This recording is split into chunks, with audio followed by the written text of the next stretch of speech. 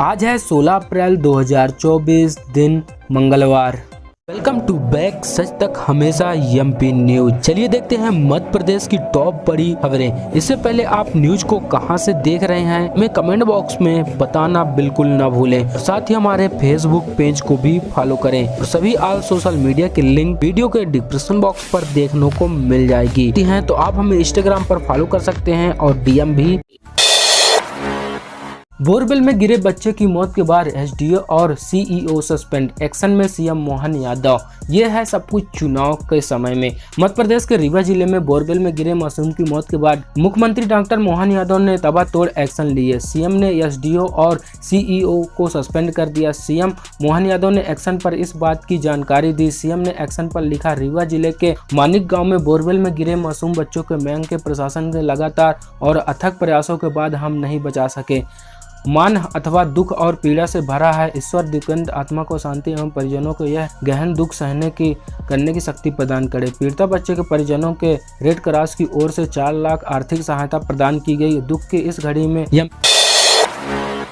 प्रधानमंत्री पीएम मोदी का बड़ा बयान सामने देखने को मिला। इतने सालों तक शाही जादूगर कहां छिपा था? पीएम मोदी की बात सुनकर लोग क्यों ठहाके लगाने लगे?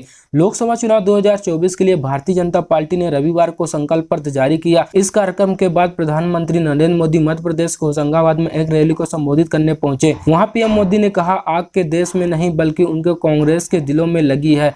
कांग्रेस नेता राहुल गांधी पर तंजा कसते हुए पीएम मोदी ने कहा, इतने सालों तक यह शाही जादूगर कहां छिपा था?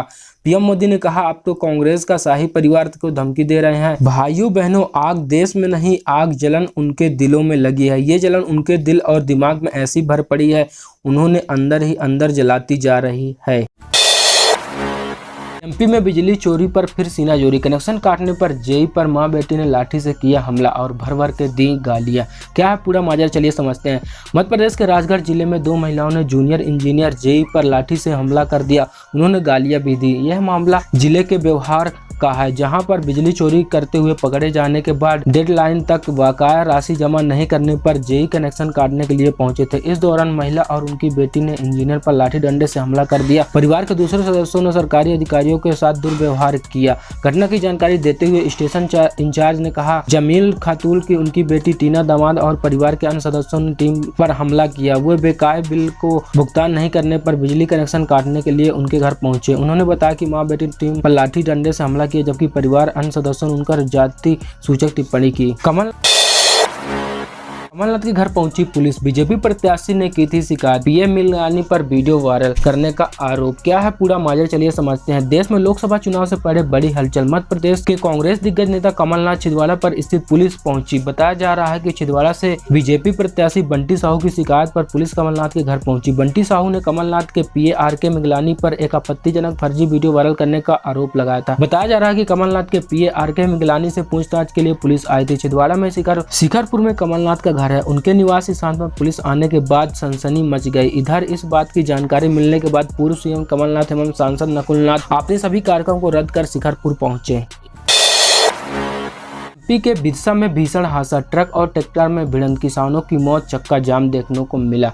क्या है पूरा माजरा, चलिए समझते हैं। मध्य प्रदेश के बिरसा में एक भीषण हादसा हो गया। एक ट्रैक्टर और ट्रक ट्राली के टक्कर में 2 किसानों की मौत हो गई। इस बिरसा सागर हाईवे की घटना, टक्कर के बाद 6 किसान ट्राली के नीचे दब गए। 2 की मौत हो गई, 4 गंभीर रूप से घायल हो गए।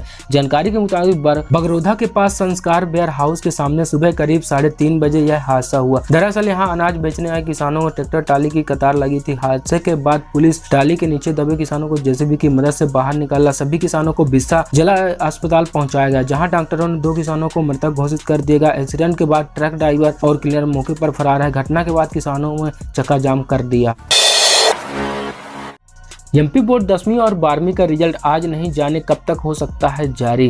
जल्द ही कक्षा 5वीं और 8वीं के नतीजे घोषित करेंगे। कक्षा 10वीं और 12वीं के नतीजे 20 अप्रैल के बाद आने की उम्मीद है। घोषित होने पर एमपी बोर्ड 5वीं और 8वीं, 10वीं और 12वीं के नतीजे एमपी रिजल्ट पर देखने को मिल सकते हैं। इसके अलावा लाइव सच तक हमेशा में आपको देखने को मिलेगा। रिजल्ट चेक करने के लिए आपको एक लिंक प्रोवाइड की जाएगी, तो जल्द ही आपको पता चलने वाला है। आधिकारिक तौर पर अभी कोई तारीख सामने नहीं आई, लेकिन लेकिन कहा जा रहा है कि नतीजे 20 अप्रैल तक घोषित किए जा सकते हैं। सूत्रों के अलावा सूचना में एमपी बोर्ड का रिजल्ट 20 अप्रैल के बाद ही आपको देखने को मिलने वाला है। अप्रैल के आखिरी महीने में जारी किया जाएगा।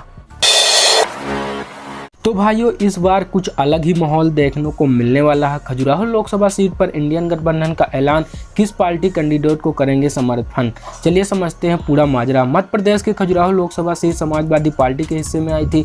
इस सीट से सपा प्रत्याशी पर्चा दाखिल किया था। बाद में चुनाव आयोग ने सपा प्रत्याशी का पर्चा कुछ कमियों की वजह से खारिज कर दिया। अब कांग्रेस ने कहा कि मध्य प्रदेश में खजुराहो लोकसभा सीट पर ऑल इंडिया फॉरवर्ड ब्लॉक के प्रत्याशी आरबी प्रजापति इंडिया समूह के उम्मीदवार होंगे। कांग्रेस के मीडिया प्रभारी जयराम नरेश ने सोमवार को यह बताया कि खजुराहो लोकसभा सीट पर ऑल इंडिया फॉरवर्ड ब्लॉक के प्रत्याशी आरबी प्रजापति इंडिया समूह के संयुक्त प्रत्याशी होंगे। रमेश ने कहा कि कांग्रेस इंडिया समूह के एक अन्य सदस्य ऑल इंडिया फॉरवर्ड ब्लॉक के प्रत्याशी अपना समर्थन देने को फैसला किया है।